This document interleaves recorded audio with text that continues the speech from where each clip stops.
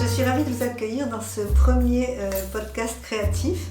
Alors, pour les personnes qui arrivent sur ce podcast directement, qui ne me connaissent pas, je m'appelle Corinne et je suis la créatrice du blog d'une provinciale, un blog que je tiens avec bonheur depuis 10 ans, un blog réservé aux femmes de plus de 50 ans qui aiment un certain art de vivre. Et j'ai créé ma chaîne YouTube qui s'appelle également La Provinciale depuis 1 an. Donc sur ma chaîne YouTube, je faisais essentiellement de la mode, du dressing, de la décoration, tout ce qui correspond à mon blog que je tiens depuis quelques années. Et très récemment, j'ai décidé de me remettre au tricot suite à des petits soucis de santé. Voilà, je ne pouvais pas faire grand chose, donc j'ai eu envie de me remettre au tricot et à tout ce qui est loisirs créatifs, puisque j'ai toujours adoré ça.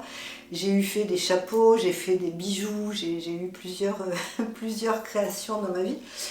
Et j'ai découvert à l'occasion de cette reprise en main du tricot, j'ai découvert que, parce que moi j'ai tricoté il y a 15 ans, ça faisait 15 ans que je n'avais pas sorti mes aiguilles et ma machine à coudre, et en recherchant des points, en essayant de me remettre dans le bain, j'ai découvert le tricot circulaire. Je ne connaissais pas les aiguilles circulaires. Moi, j'étais restée aux aiguilles dinosaures de droite et au montage des pulls, ce que je n'aimais pas faire d'ailleurs. Et j'ai été vraiment...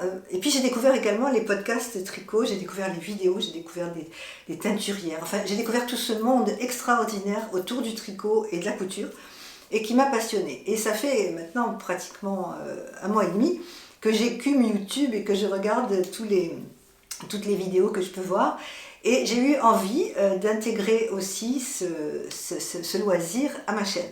Alors, je ne vais pas le faire puisque je n'ai pas les compétences pour faire des tutos tricot et puis je ne tricote pas assez vite pour vous présenter des choses régulièrement. Donc, je ferai ce podcast tricot 1 fois par mois, donc tous les 15 du mois. Alors, ça sera tricot, couture, plutôt tricot parce que couture, je suis pas très... Il faut beaucoup de temps pour la couture et là, en ce moment, je manque un peu de temps et d'énergie. Mais voilà, ça va être tous les 15 du mois, j'espère que je pourrai tenir. Il y aura en plus sur ma chaîne YouTube un podcast créatif tricot, ce qui permettra aux personnes qui me suivent pour tout ce qui est dressing, mode, décoration, de zapper ce podcast tricot si ça ne les intéresse pas, et peut-être à d'autres personnes que ça intéresse de suivre ce genre de vidéos. Donc n'hésitez pas à vous abonner si ça vous intéresse. Alors, comme je vous le disais, j'ai découvert énormément de choses et des choses qui m'ont passionnée.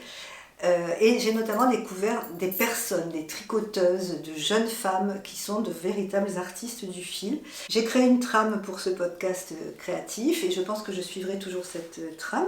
Dans un premier temps, je vous présenterai les projets que j'ai en cours, les projets que j'ai terminés, en espérant que j'en termine, parce que pour l'instant, je défais pas mal, hein. Je défais plus que je ne fais. Je vous présenterai également mes achats. Et puis dans une deuxième partie, je vous présenterai chaque mois 2 ou 3 tricoteuses passionnantes, que je trouve passionnantes, qui font des merveilles. Et puis 1 ou 2 boutiques de laine que j'ai découvert, parce que j'ai découvert également qu'il y avait des pléthores de boutiques de laine, et c'est vraiment passionnant. Alors j'ai découvert également les arts du fil, les salons. Hein. Je sais qu'à Montpellier, il y avait le salon Creativa qui maintenant est remplacé par le salon des arts créatifs, je crois, et qui aura lieu en mars. Donc bien évidemment, je vais y aller et je vous ferai un petit reportage sur ce salon. D'ailleurs, s'il y a des Montpelliéraines qui me suivent et si vous êtes passionnés de tricot, pourquoi ne pas prendre un petit café un jour quelque part pour discuter ensemble de tricot ou d'autres choses. Une chose qui me fait beaucoup rire, que je trouve très drôle quand je regarde les podcasts des tricoteuses que j'aime, c'est qu'elles ont des encours, ce qu'elles appellent les encours, c'est-à-dire qu'elles ont plusieurs projets. Moi, quand je tricotais pour mes enfants, il y a quelques années, je faisais un pull, puis je faisais le pull et je le terminais, quoi. Donc j'avais un projet. Et là, je me rends compte qu'elles ont des sacs à projets et elles ont plusieurs projets. Mais figurez-vous que j'ai succombé au syndrome des projets en cours, puisque j'en ai 3 en cours. Et pourquoi j'en ai 3 en cours? Parce que... c'est ce que les tricoteuses appellent les tricots zéro cerveau. J'ai attaqué 2 pièces qui sont un petit peu compliquées. J'ai attaqué un pull pour ma petite fille, puisque moi je ne tricotais jamais de dentelle. Et là je me suis lancée dans la dentelle. Et donc un point de dentelle, il faut être très concentré, il ne faut pas être dehors, enfin bon voilà. Et j'ai attaqué le gilet pour ma petite fille avec un point de dentelle sur un collier. J'ai attaqué un châle pour moi avec un point de dentelle. Et du coup, comme j'avais un petit déplacement à faire, je devais aller dans une salle d'attente, je savais que j'allais rester longtemps et que je voulais un tricot, ce que les tricoteuses appellent zéro cerveau, c'est-à-dire quelque chose en point mousse qui monte tout seul, hein, mon point jersey. J'ai attaqué un autre châle, également beaucoup plus simple. Ce qui fait que je me retrouve avec 3 projets en cours, que je vais vous montrer. Alors mon premier en cours, c'est le châle Cosmic Girl de Nadia Chrétien-Lechêne.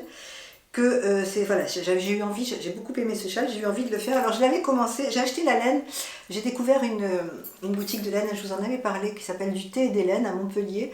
C'est une boutique de laine, mais c'est également un café tricot. Tous les vendredis soirs, on peut aller avec son ouvrage faire du tricot. Je pense que je vais y aller. Chez Du thé et des laines, vous avez des cours de tricot aussi, ou alors ce qu'on appelle SOS Tricot. Si vous avez un blocage, eh bien, elle vous aide. Donc voilà, c'est une petite boutique qui est très sympa. Et j'avais acheté 2 écheveaux de teinturier.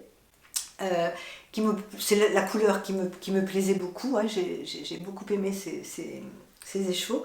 Mais erreur de débutante, et puis erreur aussi d'être trop pressée.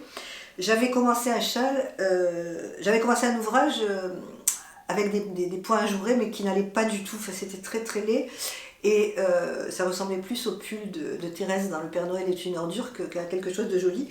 Donc j'ai tout détricoté et j'ai repris le châle. Alors, je suis bloquée à la dentelle parce que je n'ai pas commencé encore la dentelle. Donc là, vous voyez le châle, je l'ai fait dans cette tonalité. Alors là aussi, c'est pareil, je n'étais pas très organisée puisque c'est le premier que j'ai commencé. Et cette laine, mais pour faire les rayures, je n'avais pas pensé que comme cette laine était chinée, ça n'allait pas. Donc j'ai pris un mohair que j'avais dans mes petits stocks de pelotes. Et puis pour faire la dentelle, je suis allée au plus près de chez moi, c'est ce que j'avais pas envie d'attendre et de commander, et j'ai pris ce jaune là de chez Plassard, donc c'est un mohair et je pense que ça va bien aller ensemble. Voilà, donc là le châle est à moitié, hein, puisqu'il reste maintenant, il reste tout le, je vais vous montrer l'endroit, il reste toute la dentelle à faire, et je vous avoue que je l'ai laissé un peu tomber, enfin je l'ai pas laissé tomber, mais comme je fais le même, je vais vous le montrer après pour ma fille, il faut que je m'entraîne sur la dentelle parce que c'est pas évident. Quand on n'en a jamais fait, c'est pas évident. Voilà, donc ça c'est mon premier en cours. Je pense que sur le prochain podcast du mois prochain, il sera terminé. Je vous le montrerai complètement terminé. J'ai une petite anecdote sur ce châle, c'est que je l'avais laissé traîner. J'ai une petite chienne de 8 mois qui s'appelle Tosca et qui a piqué ma pelote. Et voilà, j'ai 3 pelotes, trois morceaux de pelote comme ça, c'est épouvantable, je sais pas, parce qu'en plus il y a du mohair au milieu, je sais pas comment je vais faire, je sais pas vraiment si vous avez des idées, hein, je ne sais pas du tout comment je vais me débrouiller, me dépatouiller avec ça, parce que c'est dommage, la laine c'est quand même de la laine qui est assez onéreuse, et ça m'a fait vraiment de la peine. Bon, donc voilà, ça c'est quand on a un chat ou un chien qui s'amuse avec la laine. Alors mon deuxième en cours, et là je suis très fière de moi, ça paraît peut-être présomptueux de dire ça, mais vous savez moi j'ai tricoté des pulls droits, enfin j'ai tricoté des choses faciles, des bonnets, j'ai fait des écharpes, je faisais des pulls droits quand mes filles étaient petites, mais je n'avais jamais tricoté vraiment quelque chose d'un petit peu plus pointu. Et là j'ai eu envie pour ma petite fille qui a 3 ans, de me lancer dans un pull en dentelle. Et pourquoi je m'entraîne en fait sur un pull pour ma petite fille? Parce que je veux me faire je veux me faire des pulls comme ça, j'adore ça, les pulls avec des empiècements dentelle. Et donc j'ai envie de me faire ces pulls, je vais vous en parler parce que j'ai acheté de la laine. Et je me suis entraînée sur un modèle gratuit de chez Drop, que je tricote avec la laine Flora de Drop. Alors ce sont des laines que j'avais, parce que pendant le confinement, comme ma fille était enceinte et que je savais que j'allais devenir mamie, j'avais acheté pas mal de laine pour faire de la layette et j'avais quelques restes. Donc là, voilà, j'ai pris celui-ci, elle est très bien la Flora parce qu'elle est facile à travailler, surtout pour la dentelle, quand on débute, elle est très facile. Donc voilà, j'ai fait le modèle, je pensais pas être capable de le faire, vraiment. Je me faisais pas confiance, je ne pensais pas. Et je suis ravie. Je suis très contente parce que j'ai réussi l'encolure. Alors, je n'ai pas encore vous savez, moi, ce qui se passe en ce moment quand je fais du tricot, c'est que quand j'arrive à une difficulté, je bute un peu sur la difficulté et j'ai tendance à partir, à laisser de côté, à dire bon, je reviendrai demain. Je procrastine, hein, et puis le lendemain, je dis oh, je vais pas y arriver, voilà. Et puis jusqu'au moment où je le fais, et puis finalement j'y arrive. Donc voilà, mais ça, je pense que c'est comme ça, j'ai un peu la trouille en fait. Donc là j'ai fait tout le haut, donc ça va se présenter comme ça. Ça c'est le col, et enfin c'est toute l'encolure. Donc maintenant je vais attaquer les augmentations pour les manches, et puis je vais travailler en jersey le corps. Mais ma difficulté là, alors je sais pas, il faut que je regarde bien des vidéos, il faut que j'étudie bien le patron. Ma difficulté c'est d'attaquer les manches, parce que comme je vous le dis, le tricot circulaire je n'en ai jamais fait, donc voilà, j'ai un petit peu peur. Mais ça aussi, voilà, cet encours, j'espère que dans un mois je pourrai vous le montrer terminé. Alors concernant le dernier encours, c'est ce que je vous disais, hein, c'est pour moi le zéro cerveau. J'ai refait le châle le Cosmic Girl, cette fois-ci pour ma fille, je vais le lui offrir, et je l'ai fait avec des laines que j'avais aussi dans mon stock. Donc j'ai pris une pingouin mouchetée dans des tons de marron et de beige, et j'ai pris une flora de drop dans des tons un petit peu marron aussi, car oui, un petit peu chocolat au lait on va dire. Et donc j'ai attaqué le Cosmic Girl, et j'en suis à la dentelle. C'est comme pour le mien. Donc en fait je vais m'entraîner, je vais faire les deux avec la dentelle. Donc vous voyez, celui-ci je l'ai trouvé, je trouvais que les harmonies de couleurs étaient jolies. Voilà, j'ai bien aimé. Je pense que ce sont des tonalités qui iront très bien à ma fille, qu'elle va être contente. Voilà, donc ça c'est vraiment aussi un petit plaisir, parce que, et alors en montant ce tricot qui est relativement simple, puisque ce sont que du point mousse et puis des rangs de jersey, je regardais énormément de podcasts tricot dont je vais vous parler après. Alors mon premier pull, celui que je vais faire, parce que j'ai quelques objectifs en 2023, je les ai notés, je verrai à la fin de l'année si j'ai réussi à les réaliser. J'ai envie de me faire des pulls et des gilets, parce que j'adore, et notamment j'adore les gilets Cézanne, vous savez, ces gilets un petit peu en mohair qui sont avec des petits empiècements ajourés, j'adore ça, et je veux arriver à me faire ça. Mais avant d'arriver à ça, il faut que je commence par quelque chose de plus simple. Et je suis tombée sur des vidéos d'une youtubeuse qui s'appelle Coco Marie, je vous mets ses coordonnées là. Et je trouve que c'est extraordinaire, parce qu'elle vend un patron que j'ai acheté, un patron de pull et de gilet qui s'appelle le Fluffy. Et non seulement, bon, elle vend son patron, il est très bien expliqué, mais en plus, elle a fait 4 vidéos YouTube pour les débutantes et pour monter le pull en pas à pas. Donc je trouve que pour quelqu'un qui commence le tricot circulaire, c'est absolument génial. Et je vais m'inspirer bien évidemment de ces vidéos pour faire le pull Fluffy.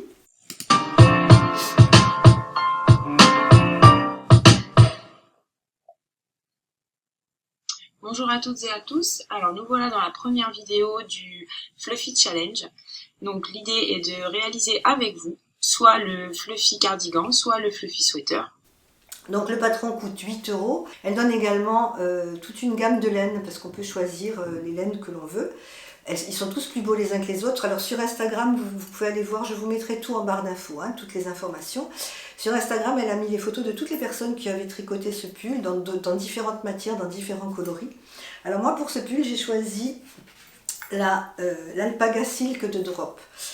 Pourquoi la laine Drop? Parce que c'est vrai qu'il y a des laines qui sont très belles, il y a des laines qui sont très chères.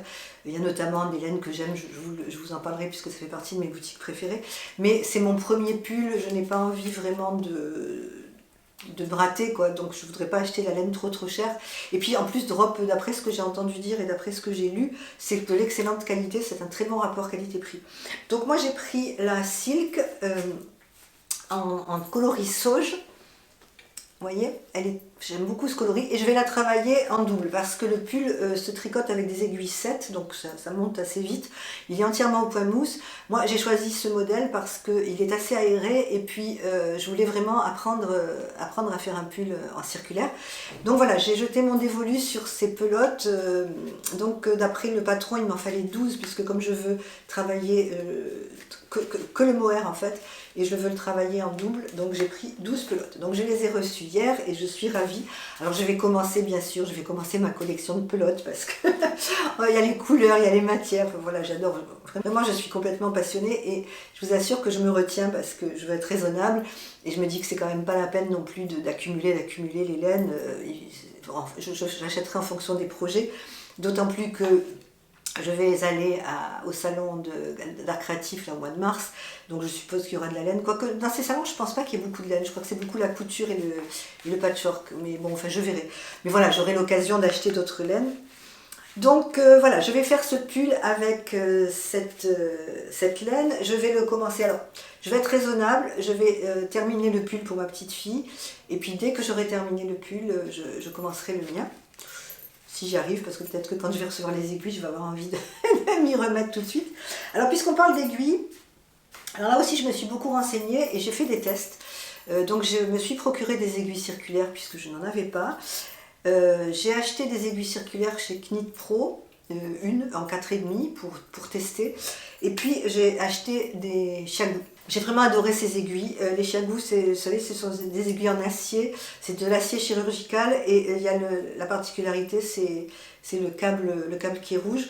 Moi, je ne les ai pas prises interchangeables pour l'instant.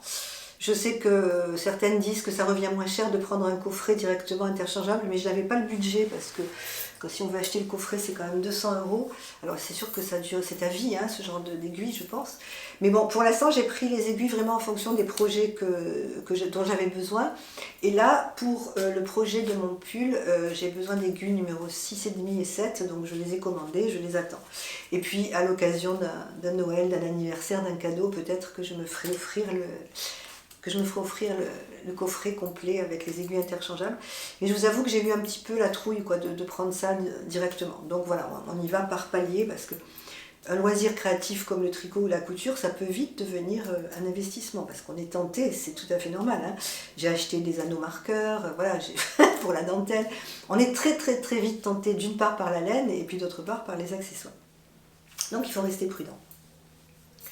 Alors, puisque nous en sommes aux achats, concernant mes achats, j'ai commandé le livre de Liz Taylor, Je deviens experte au tricot.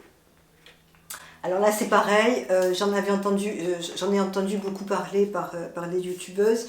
Je voulais me procurer le premier, mais je crois que le premier, je crois que ça s'appelle, je sais plus, je vous le mettrai, je vous mettrai la petite photo. C'est toujours du même auteur, hein, de Liz Taylor, mais je crois qu'il est en rupture de stock. Donc je me suis dit, bon, comme je savais un petit peu tricoter, j'ai regardé un petit peu, et là c'est vrai que pour l'instant je deviens experte au tricot, je pense que ça va bien me servir. Il est très très très bien fait, il y a beaucoup d'explications. Alors c'est vrai qu'on a des vidéos, on a YouTube, on a des tutos gratuits pour faire du tricot, mais je pense que c'est quand même toujours très bien de se référer à du papier parce qu'on met des post-it, on note, enfin, voilà, moi j'aime bien le papier. Donc voilà, mon livre Je deviens expert au tricot, je pense que oui, je l'ai payé 21 €. Alors concernant les chaînes de tricot que j'aime beaucoup et que j'ai découvertes, donc je vous l'ai dit, hein, je vous en parlerai régulièrement. Il y en a une qui me passionne, elle fait de très très jolies choses. Bon, je pense que c'est une jeune femme qui tricote depuis très longtemps, elle fait de belles choses. C'est l'Eau Damoiselle. Elle fait des ouvrages vraiment magnifiques, elle fait du crochet, elle fait du tricot. J'aime beaucoup beaucoup son univers. La seconde, c'est complètement différent, c'est un tout autre univers, c'est Simone et Ginette. C'est une personne qui s'appelle Nathalie, qui est derrière le pseudo Simone et Ginette, qui fait des podcasts tricot, qui fait des vlogs aussi. Elle habite à Nice, elle nous montre des paysages de la ville qui nous font rêver. Et ce que j'ai beaucoup aimé, ce sont ces épisodes de Confessions Tricotest. Je suppose que beaucoup d'entre vous les connaissent. J'aime beaucoup ça parce que j'ai beaucoup appris. D'ailleurs, ça m'a permis de découvrir d'autres youtubeuses tricot. Et puis, j'aime beaucoup ses questions pertinentes. J'aime beaucoup sa manière de laisser parler les gens. Souvent, quand on fait des interviews, on a tendance à intervenir beaucoup. Et là, je trouve que Nathalie laisse complètement la parole à ses invités et c'est très, très agréable. Donc je me suis abonnée bien sûr à ces chaînes et ce sont des chaînes que j'aime suivre. Et la troisième, je vous en avais parlé déjà, c'est Christelle de la chaîne Rêver sa vie en couleur. J'aime beaucoup beaucoup son univers, j'aime beaucoup son... Elle fait un vlog une fois par semaine et je me régale à tricoter en regardant ses vlogs. Alors elle aussi, mais ces personnes sont prolixes, vraiment, elles font des tricots, je ne sais pas comment elles arrivent à faire 5-6 ouvrages dans le mois. Bon, elle tricote depuis longtemps et puis elle tricote vite certainement, mais voilà, je trouve que voilà, ce sont vraiment des personnes qui m'inspirent. Il y en a beaucoup, hein, parce que je ne vais pas toutes les énumérer dans ce premier podcast tricot, je le ferai au fil des mois.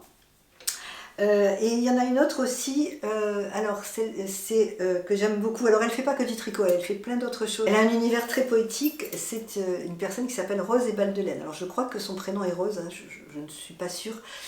Et j'aime beaucoup ce qu'elle fait. J'ai notamment suivi tous ses vlogs. Là, au mois de janvier, elle a fait une vidéo par jour. Et je me suis vraiment régalée à la suivre. Alors elle, c'est très très éclectique. Elle nous parle de tricot, elle nous parle de broderie. Elle tricote beaucoup de chaussettes. Elle parle de ses cultures, de son jardin, elle parle de recettes de cuisine. C'est très très très intéressant et j'aime beaucoup son univers. Donc je vous mets également, hein, Rose et Balles de Laine, c'est son pseudo. Alors la dernière personne pour ce mois-ci que j'écoute, il s'appelle Paul, son prénom, et je crois que son pseudo c'est Valporello, Valporello, je sais plus, je suis désolée, j'ai oublié, mais je vais le mettre. Et voilà, j'aime beaucoup ce qu'il fait, c'est un homme qui tricote, je trouve ça génial, il fait de magnifiques châles, il fait de magnifiques pulls, il a créé un patron de chaussettes aussi, enfin, voilà, c'est un univers aussi qui me plaît beaucoup. Il n'y a pas énormément de vidéos sur sa chaîne, je crois que je les ai toutes regardées, et il a un compte Instagram aussi. Voilà, ça fait partie des gens qui m'inspirent et que j'aime écouter. Alors maintenant, dernière chose, les boutiques de laine. Alors concernant les boutiques de laine, bien évidemment, il y en a énormément. Moi j'aime beaucoup Drop, hein, parce que je trouve que le rapport qualité-prix est quand même excellent. Mais il y a aussi les teinturières qui teignent leur laine et qui les vendent. Bon, là c'est un autre budget. J'ai commandé un écheveau chez Christelle Tricotte, parce que là aussi je vous en parlerai plus tard. C'est quelqu'un que j'aime beaucoup, que j'admire. Et c'est une teinturière de laine et je pense que ce sont des personnes qu'on peut soutenir, qui méritent d'être soutenues. Donc j'avais envie de tricoter le châle d'Inès. Elle propose ce châle en patron gratuit et je me suis procuré le patron et je lui ai commandé 2 écheveaux de laine pour faire ce châle. Mais là c'est vraiment exceptionnel parce que pour l'instant je n'ai pas trop envie d'investir dans des laines aussi chères. J'attends d'être un peu plus aguerrie avec mes aiguilles. Par contre j'ai découvert une boutique que j'adore, notamment pour les coloris, c'est la boutique de Loli Lafay. Je crois pas me tromper, je crois que la personne s'appelle Lauriane, je ne sais plus, je suis désolée, j'ai zappé son nom, enfin sa boutique est magnifique. Et elle a des tons, elle a du mérinos, elle a du fingering et du déca. Et elle a des tonalités que l'on ne trouve pas ailleurs, qui sont vraiment très très belles. Alors c'est sûr que c'est une pelote de mohair chez Loli Lafay, c'est le double d'une pelote de mohair chez Drop, hein. Mais je pense que pour un très joli pull, ça vaut la peine. Et j'ai déjà fait une petite wishlist, j'ai rempli un panier avec des laines qui me plaisent pour mon second projet de pull, mais ça je vous en reparlerai le mois prochain. Donc vous voyez, je suis très active sur YouTube, je me suis abonnée à énormément de comptes. Sur Instagram, je me suis abonnée également à énormément de comptes tricot et ces personnes sont, je trouve, très inspirantes. Certaines sont de véritables artistes et je suis béate d'admiration devant ces jeunes femmes qui tricotent. Comme quoi, le tricot, ce n'est pas réservé qu'aux mamies, la preuve. Alors la prochaine vidéo sur la chaîne, je pense que je vais vous proposer de découvrir mon atelier tricot, parce que je l'ai dit dans une vidéo précédente, enfin mon atelier tricot, mon bureau atelier. Quand on recommence comme moi des loisirs créatifs comme le tricot et la couture, on a besoin de place. Et donc moi j'ai investi mon bureau, j'ai un bureau sous les toits à la maison et je l'ai un peu transformé pour installer ma machine à coudre, pour installer mes pelotes de laine, pour installer une table de coupe pour la couture. Et je vais vous montrer ça, voilà, je suis en train de peaufiner un petit peu la déco et je vous montrerai ça dans une prochaine vidéo.